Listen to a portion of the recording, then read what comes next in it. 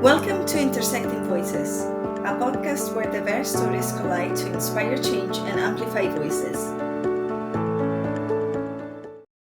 Welcome to Intersecting Voices, a podcast dedicated to inspiring people on their journey towards self-discovery and empowering them to embrace who they truly are. I'm your host, Sonia Perez, and I'm honoured to be joined by Lamia Ziam. Lamia is originally from Algeria, and over the years her family has moved between Morocco and Canada in pursuit of better opportunities for her and her siblings. Today, Lamia is an empowered leader in sales, a field where she has had to carve out her space in a male-dominated environment while navigating micro-sexisms and challenging expectations. She defies the stereotypical image often associated with practicing Muslim women, and she's here to tell us why and how that matters. Now based in the UK, Lamia lives with her partner and his daughter, while her parents remain in Canada. Her journey is one of resilience, identity, and redefining what it means to be a modern, empowered woman. So let's dive in. Lamia, thank you so much for being here. Thank you. Thank you for this opportunity. So to start off, could you tell us a little bit more about your journey, growing up in different countries, Algeria, Morocco, Canada. How did those moves shape who you are today? Starting with a good question. Yes, I grew up in Algeria. I have the feeling the base was built in Algeria. My parents, they decided to move to a different country for professional reason. So from Algeria, then we moved to Morocco. It's next door country, and I really loved it. I loved the period we were there.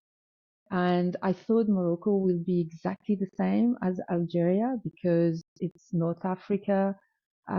We speak mainly the same languages and all that. But and I was a teenager, and when we moved there, I realized it was very different.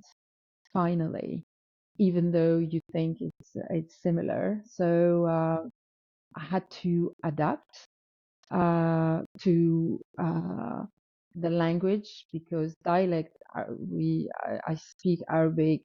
We can speak the classic Arabic, the one we learn at school, but we never really use unless if you are reading or so. So we all have different dialects. So I realized that I had to learn that dialect to make them, to understand me and understand them. And you just think, oh, it's just the language, but there is a lot of different things, traditions that are very different.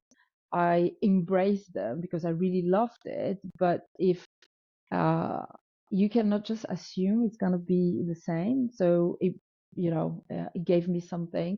I reconnect with different tradition, and I really loved it. But then in 1992, my parents, they decided to move to Canada, and that was quite difficult because you completely change culture, weather, language, everything. So you have again to adapt. And when we are young, it's just you see it, oh, huge, how I'm going so far from my friends. When I was in Morocco, I was quite close to Algeria, and I was very a lucky child because my dad was in airline industry, so I could travel anytime to Algeria and go back to visit, my larger family. So you always feel close to them, and if you feel, missing something, you just fly 45 minutes, well, it's an hour flight, and you're there. But then when you go to Canada, it's very different. As I said, the weather and so you have to restart everything, new friends, new school, and again, culture. Just as an example, when as an Algerian or as a Moroccan, if you go in a room, you have to say hello to the people there. You have to say good morning because otherwise it's not perceived well. But going to Canada, like being with friends at uni or even after that in work, if you go to a room, you cannot interrupt two people talking and say hello. So for me, it was like, oh, they're so rude. I said hi and they didn't answer me. But they were perceiving the same, saying, that's rude to interrupt people while they're talking, to interrupt them and say hello. So you have to adapt to all this, and this is one of the examples I can give. But there is a lot where you need to adapt when you are in different culture, and also as Algerian Muslim, the religion also you have to adapt without being, watched or anything, because the people, they just think, oh, you're different, so because they have some expectation when you are Muslim, so it's probably uh, why you are different than others, because they think all the Muslims, they look the same. But no, because for me, it was the way how I was educated. Religion is a personal, it's very personal. So you don't need to.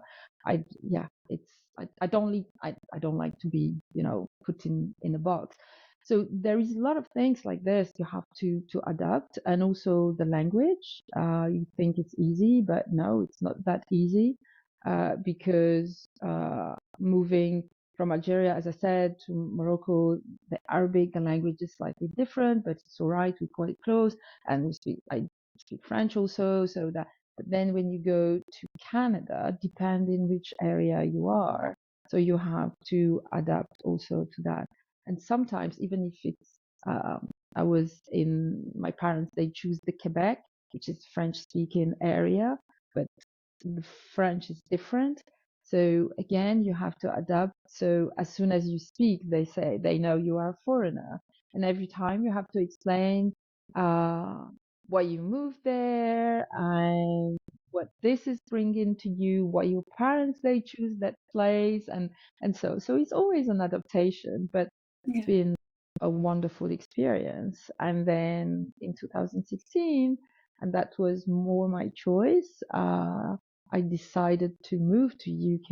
It was for my work, and it's another adaptation, it's another experience, and it's for me, I just see it just as a great experience. And every time I had to either adapt, or if we can call them issues, they were not really issues, but some obstacle. So you push yourself. And this is, if you ask me at the end of the day, what the best I'm taking from this is every time pushing myself to um, another level, or to reach something else, or leave another experience. And this is what I really like from all those moves from one region to another. So that quite resonates with me as well. I've been an immigrant since my early 20s, and I didn't leave because I had to. I left because I chose to as well. And it was, one of the big things to move to different countries was to take in different perspectives, to learn how other people live and think, and um, all these things. So but the thing is, when you move away, it's really true that there's things that you have to adapt to that you probably didn't think that you had to. Um, the language is a big one, but even then, I remember, like, so I've lived in Finland, in Belgium, and in different parts of the UK. That's the longest periods that I've been away. And I remember, like, when I moved to Finland, I couldn't even find, like, the bins. Where do they store the bins? It took me, like, forever. Like, little things like this. It's like you never really thought that you'd had to adapt to something like that. You expect some, I don't know, basic similarities from one country to another, and then you just wouldn't believe how different they are. But it's quite exciting. The only thing is true that, no matter how long I live abroad, my accent is always going to be with me. And people will always ask me, and when I say I'm from Spain, they'll ask, it's like, what the hell are you doing in the UK? It's like, well, good question. But it's like you always have to explain, and after a while it gets a bit tiring, to be honest. But I thought as well, like how the different languages, not languages, but the accents that you mentioned as well, the dialects. So I've seen that a lot throughout the UK. So I'm in Scotland now. I was in England before, and even when I moved to England, I moved being really proficient at English. And I remember the first time I was there at work in a meeting, and they asked me to be the one who took the notes, which wasn't great because I couldn't understand anything. I was like, well, I thought I knew English, and I can't understand any of these people. They don't finish any sentences. So it's a period of adaptation, and it's not easy. Especially, like, I find it's a lot easier to make friends with other expats rather than the local people. It seems like local people don't have that necessity to bring in more friends or expand their inner circle. But the people like us who move in, we are just looking for more people, aren't we, to expand that circle. Yeah, that's very interesting point is, and I'm gonna share with you two examples. So yes, when you move from one country to another, you end up being with other foreigners. And what happened that when we moved to Canada, so my first day at uni, so I was in University Laval, which is in Quebec City. So it's important to understand is, it's the French part of Canada. So I think also culturally, they need, how they want to protect the French, which I totally understand. You are just not a small group, but in this huge North America where everyone speaks English, so they need to protect the French. And because we were leaving there, and probably there is a reason. Well, it's not probably. I know my parents also choose that. My dad had a work opportunity, but what made it easier for them and for us to take this decision and to go, it was the language, because it was French speaking, so that would be easier for us. But yeah, so I remember going back to your example, my first day at uni. So I was in a management class, and the professor, he said, okay, you're gonna have only one exam this year, but you're gonna have a lot of work to do together in group. So please just divide by group of 5. It seriously, in 3 seconds and a half, all the groups there were done.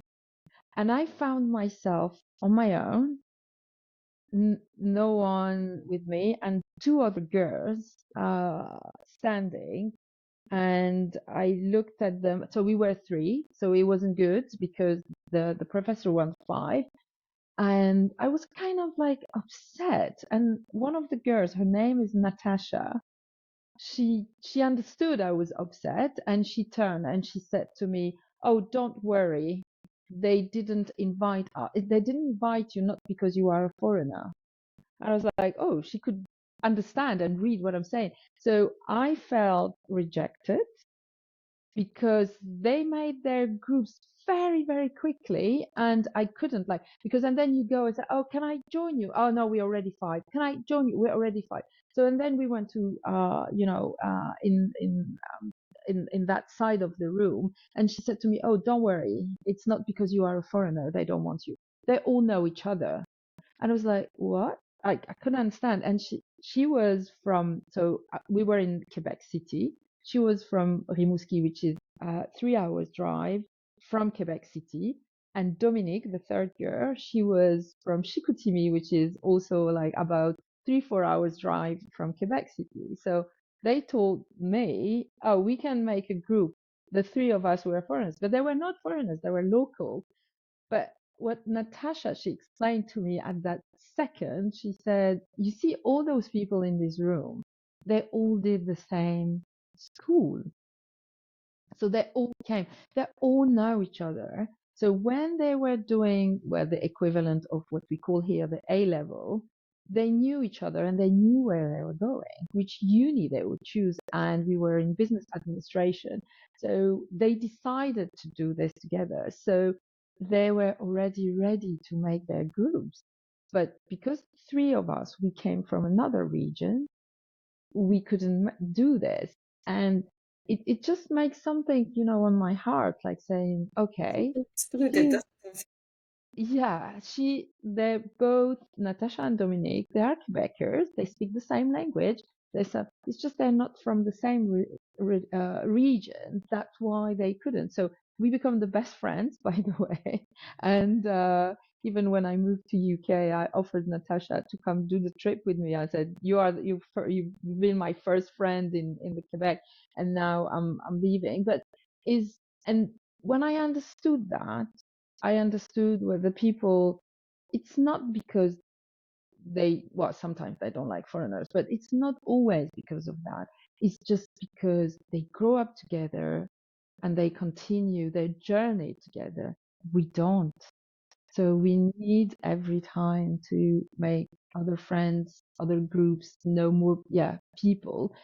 So, and this is for your example, arriving somewhere and you need to make your steps again and find your place and all that. And this also comes with the language.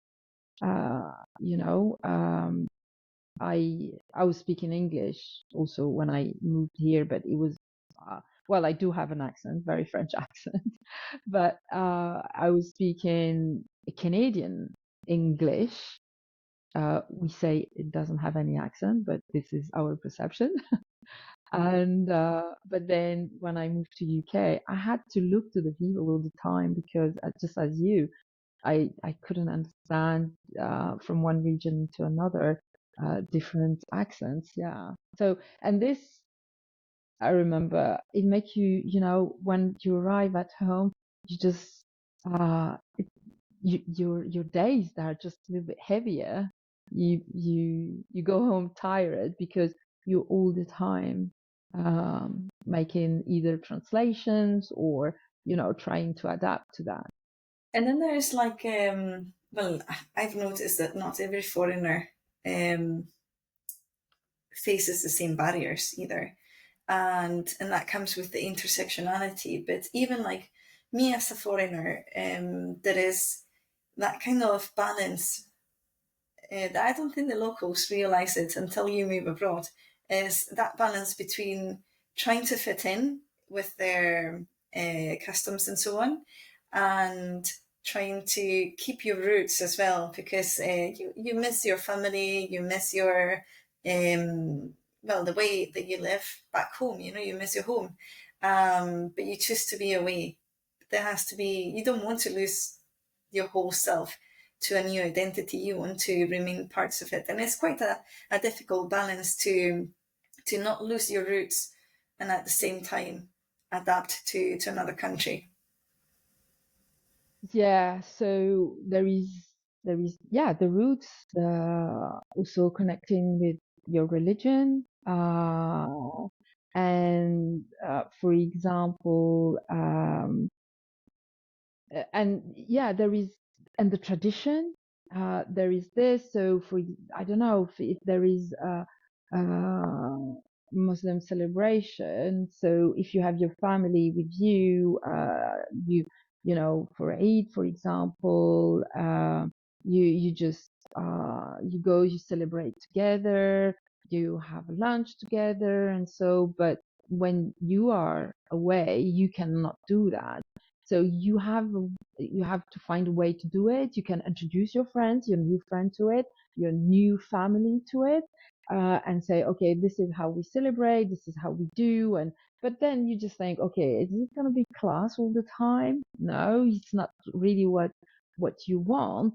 And as you said, to your roots, for me, family, for example, is something extremely important. So when you move to another country, you want to take this with you. So I don't have my direct family here with me, but I have my new family. So you explain how this, how uh, how you used to do things, what Friday means for you, what the weekend means, what we do. I used to spend all my weekends with my family. So what I'm gonna do? You miss them, but you have to rebuild that, and you have to explain this to your new work. Yeah. So another question, this one about your gender in particular.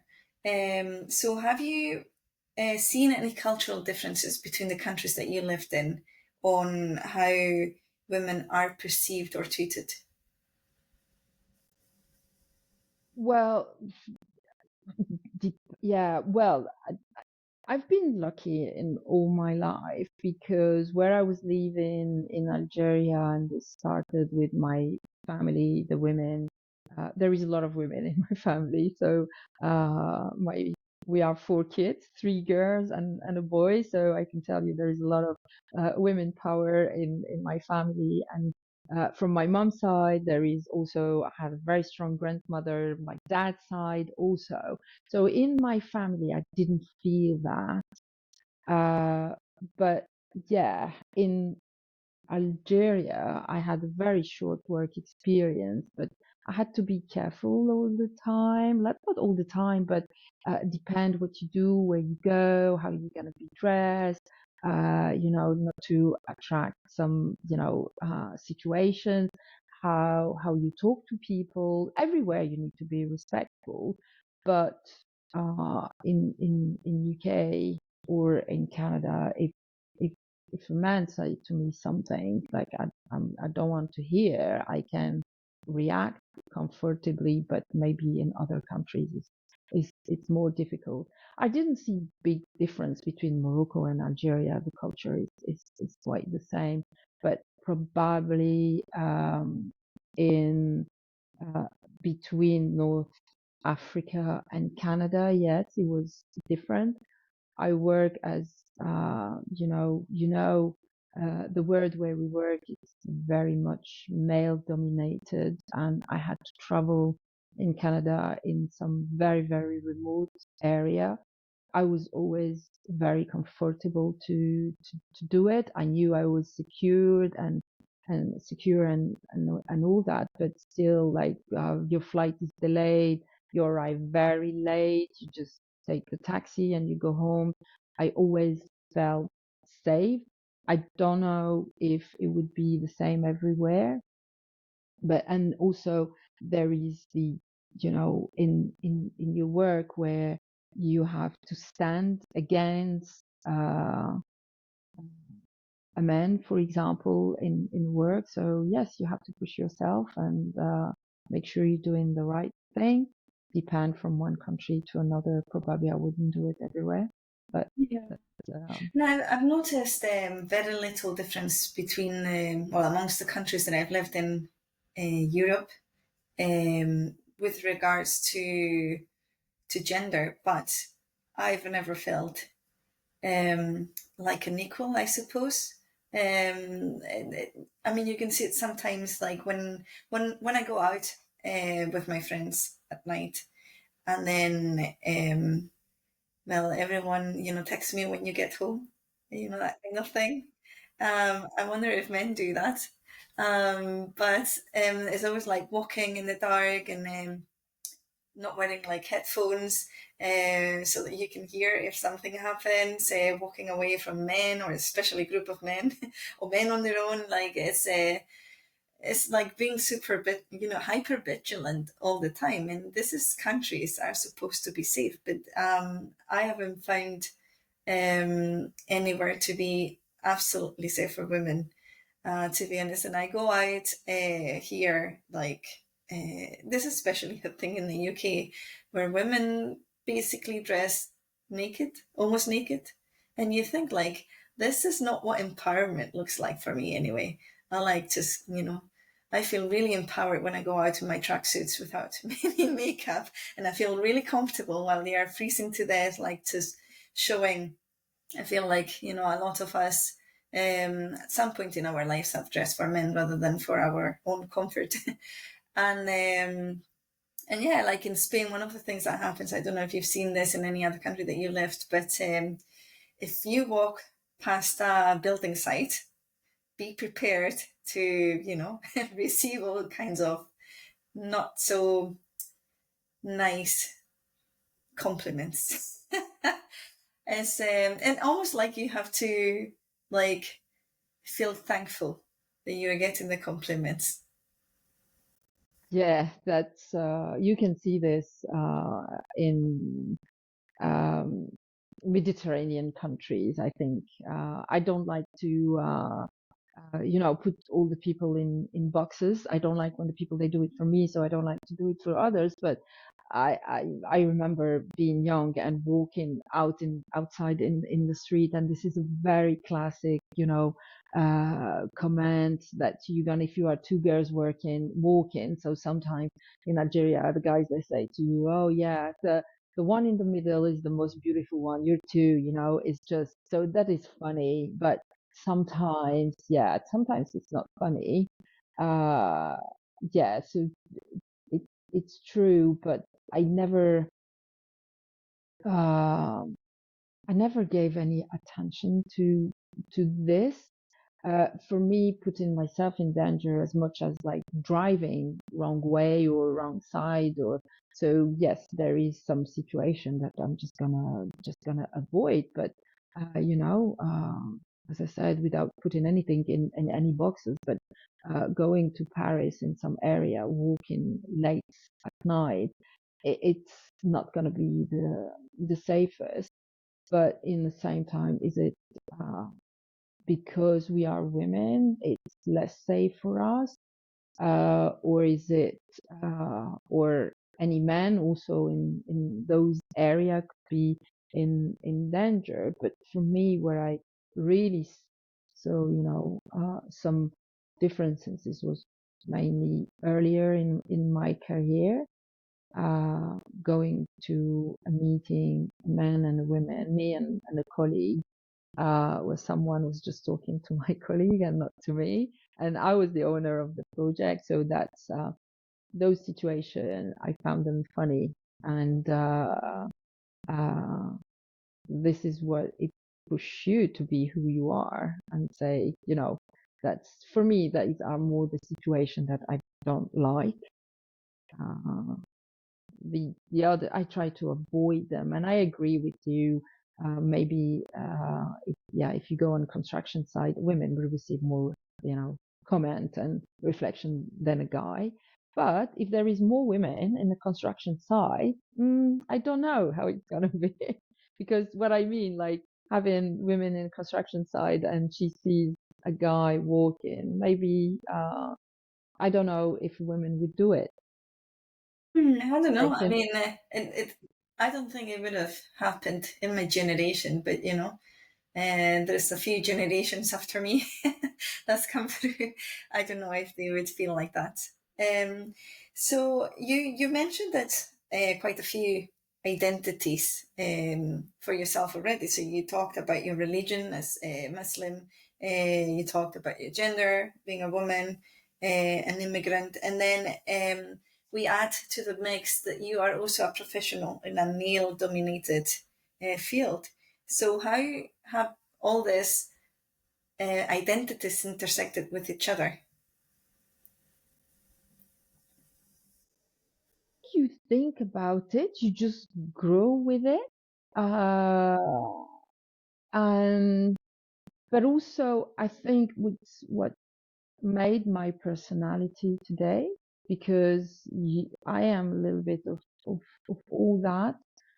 Um, if I like go back to the beginning, so we moved from Algeria, North Africa to Canada, and I had to make my steps. I had to, you have to adapt to this new environment, and then went to uni, choose the studies I'm gonna do.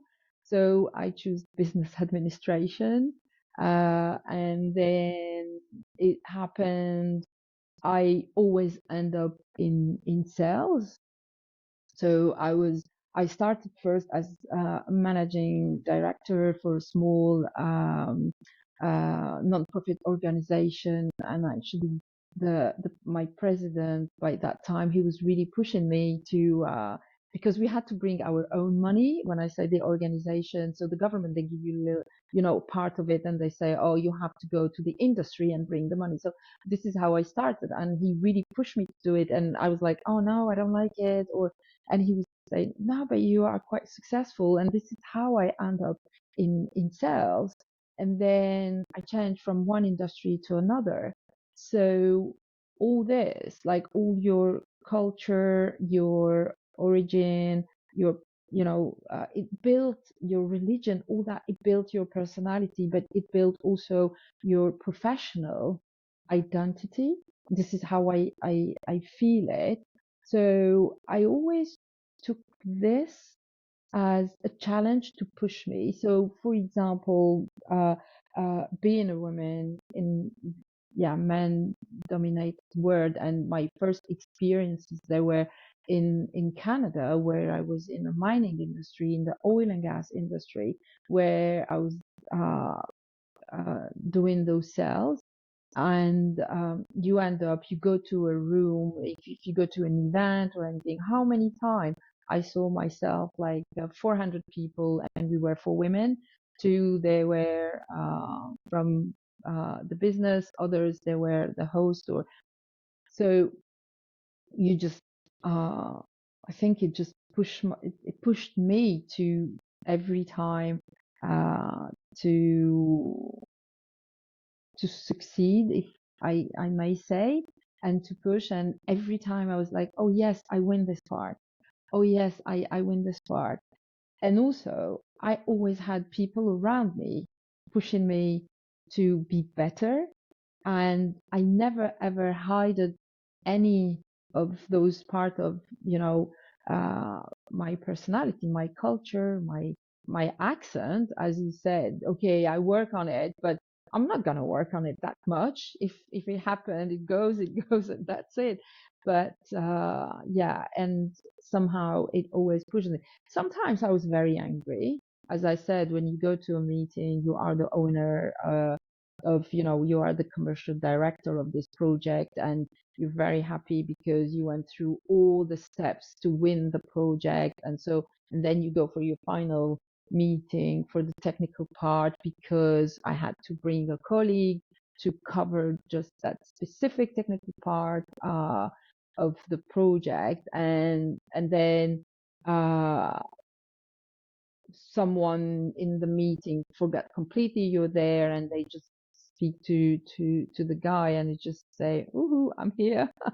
I'm the one owning the project. Is if you have anything to deal with, or so, it's me." So yes, you just it pushes. And I always took those. I think I like challenges, so it's if yeah, it never been a problem for me. And also, I think uh, it also comes from your family, your education. And so my mom always pushed us in anything we wanted to do. I always had the support of my father, brothers, sisters, and today my partner. Every time I say, "Oh, what do you think?" "Oh, yes, you should do it. I'm sure you're gonna be." That's important, isn't it? Having the people Yeah, who support you and who believe in you, even when you don't believe in yourself. Because absolutely. sometimes it's challenging, isn't it? Feeling or seeing people around you and seeing that you are the only one of you. There's no one else like you. And sometimes the imposter syndromes would hit in. And I come as well from a male dominated industry, and also function. So I studied engineering, and I was, well, basically always the only woman or one of the very few. And what I felt is, well, I did it because, I don't like people telling me that I can't do something. So I always like proving people right. I didn't know what I wanted to do. I just wanted to prove them wrong. So I studied engineering, and, I did quite well. Um, um, there has always been a certain difference on how I've been treated with compared to how my male colleagues have been treated. I think people maybe didn't think I was capable of as much as, men. Um, and, it's what you said. You push yourself to prove them wrong. And then it's one of those parts that shape who you are.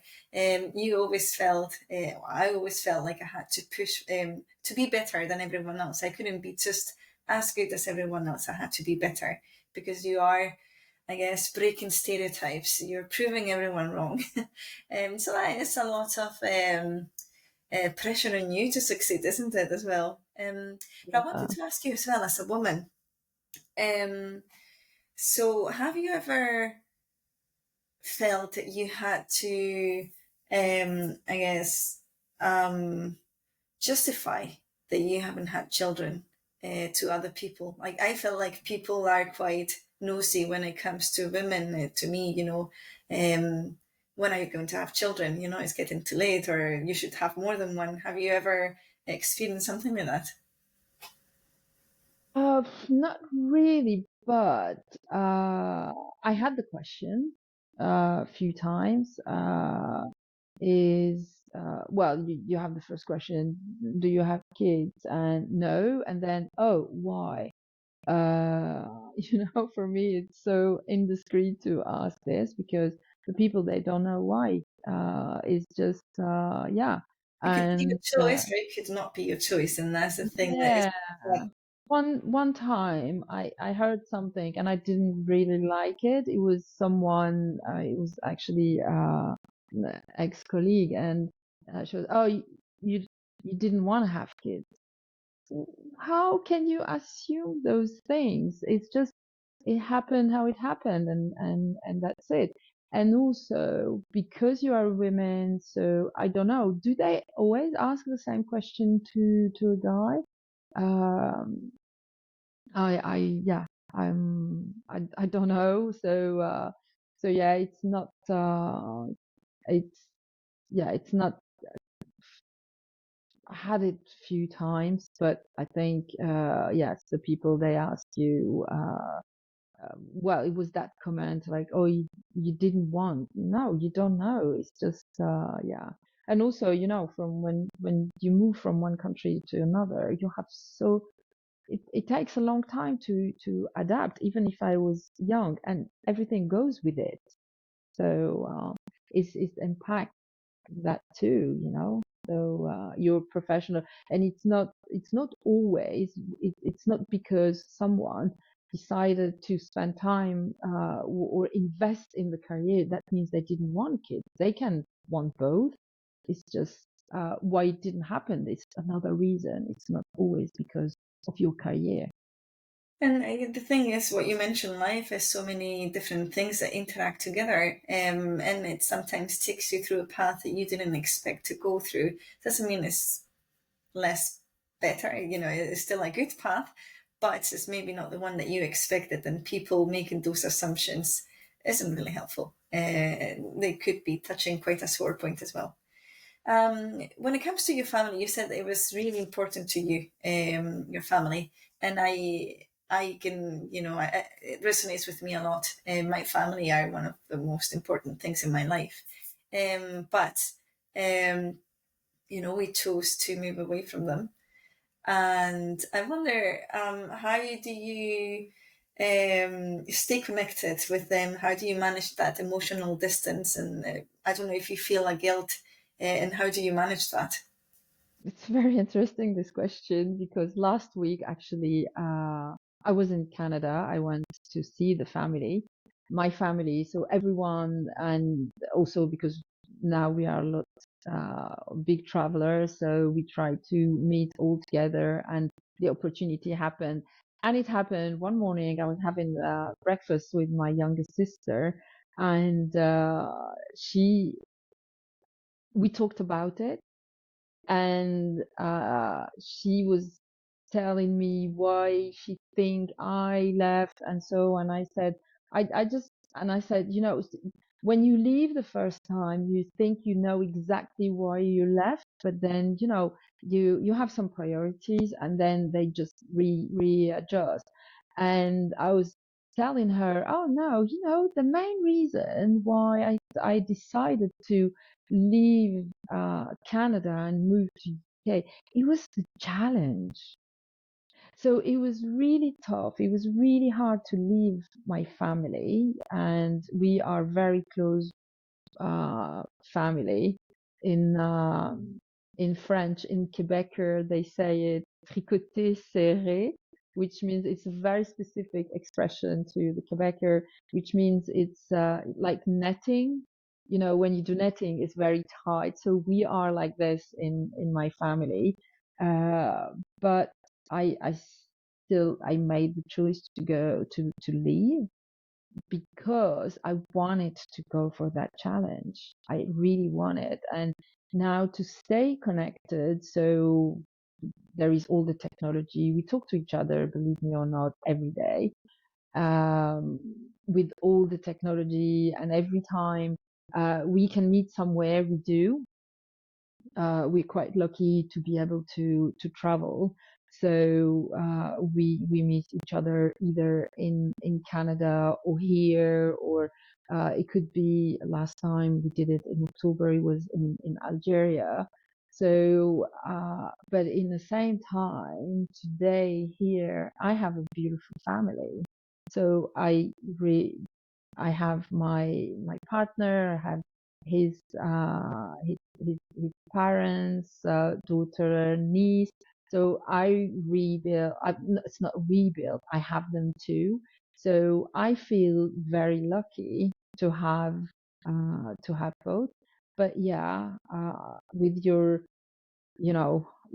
sister's brother, and it's when you have a difficult time or any difficulty or sad time, or something, you want to be close to them. But yeah, you have to, this is the other part of moving from your family, is not having, or as we were saying earlier, the celebrations. Like if you have to celebrate something, any religious event or so you just think, okay, we're going to do it on the phone instead of being close together. But it's the part, it's the part of it, it's the other side. But again, I have also friends, absolutely beautiful friends. I have good colleagues, and I don't know, we work for the same company, and this year and I think they do it every year, but this year I was there for Eid, and it was just a wonderful celebration. The company did it for us. So we had to get together. That was nice. So this is the best of the immigration.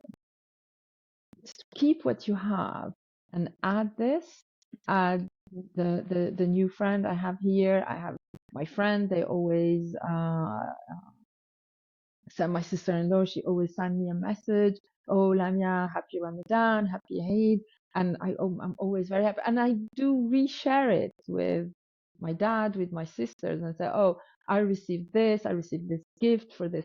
So this is what, and I think this is about being a migrant, is take the best of both. We can look only at the negative side of it, but there is some difficult part. But why we don't look to the beauty of it and say, I have both?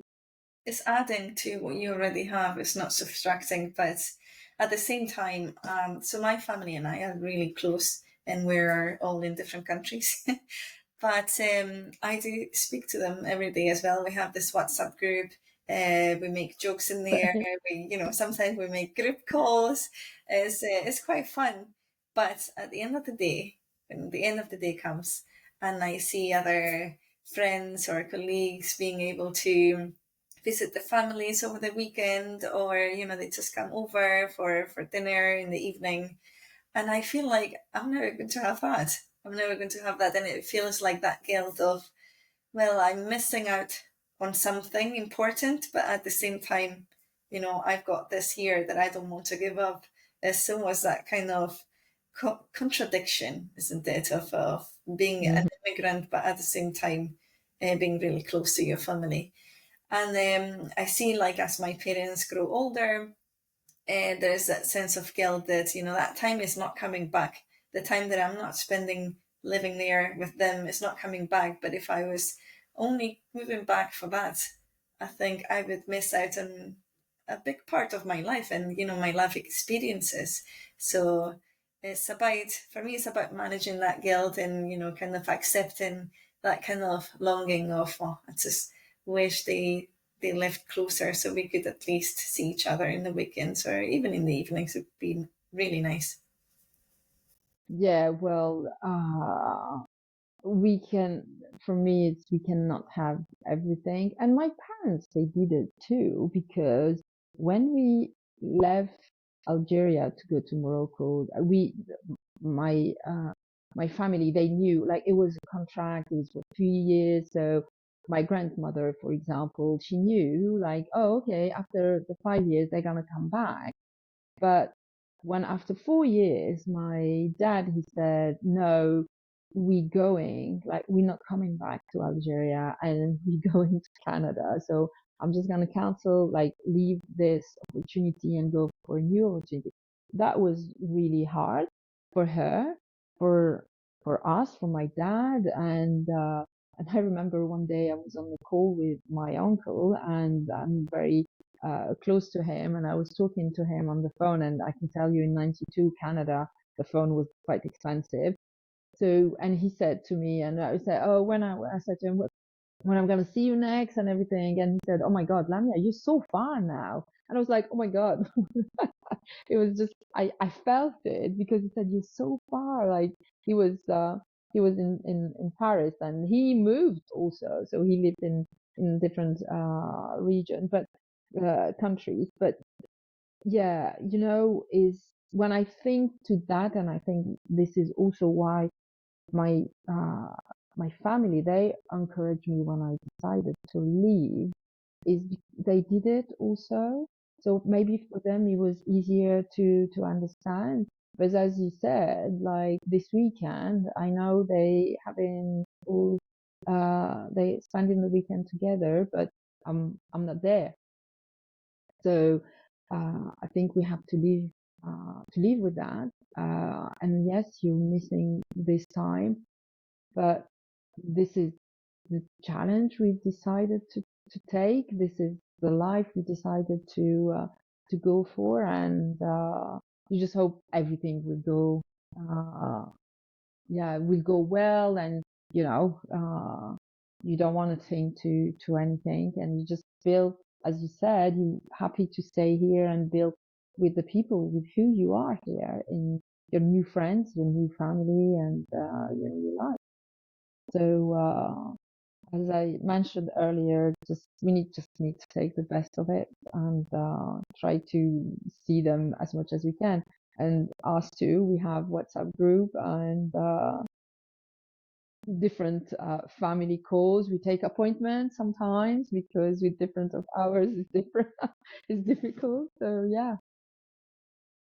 Yeah, I mean, the thing is, even like with the distance, and we do have different time zones as well in within the family. But the thing is, whenever I've needed something, they've been here. I mean, physically here. It doesn't matter what. I mean, I know there is people that I see. They live locally to their families or not too far away, and they are not as close as my family and I, who we have oceans and seas in between us. When it matters, we are there. And when it doesn't matter, we're probably there as well. Just one last question for you. What message would you give to the listeners who might be struggling to reconcile the different parts of who they are and feel like they have to choose between them? Well, my message is don't put yourself like don't push yourself to choose or so.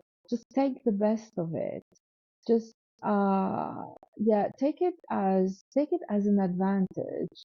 The different I had to learn English first for my work, and today is my the language is making the best of my life because I it's because of if I didn't have the English language, I would never have this opportunity with my company to move to UK. If I didn't have the Arabic language, I wouldn't have I wouldn't be here today because it was an advantage and say, oh, you speak English, you speak Arabic, you speak French.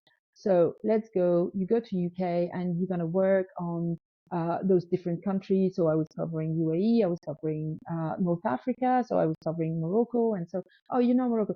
So and I did it. So it's to say, take the best of it and put it on the table because this is the point. If you don't say to the people, I speak so many languages, or I lived in different countries, and this made me comfortable to move and to be flexible. So when I had the opportunity, I wanted, but also the company wanted. So I said, "Can you go?" Yes, I can. When? Just tell me when. So I made it easier for them and for myself. So my advice is uh, take all these differences and make the best of it. Uh, take it as an advantage and make the best of it. And is just don't stop yourself. Just go for it. And I remember when this was an example for my mom and my dad, and I've taken it every time in my life today. When they decided to move to Canada, they and we speak about it all the time. So my parents, they decided to do a vote for everyone. It was wrong because you're young and you just say, oh no, I don't want to leave my friend. So it was a vote, and then the vote was rebalanced, and then after that they said, okay, you know what, we're gonna stop this voting session, we're gonna go, and after a year we sit together again, and if you don't like it, we're gonna come back. Algeria is here. We can come back whenever we want. Our country is. We never had this call a year after, but it's funny because we had it 10 years after. And I remember we were having lunch. We were having all lunch together, and my mom, she asked us and said, "If you had to redo it, what would you do differently?" We all said nothing. We wanted exactly the same. It was very tough the first 2 years in Canada because, as I said, the weather, moving from 26 degrees to minus 26, it's and during 6 months, it's really difficult. But we said no, never. We would do everything the same.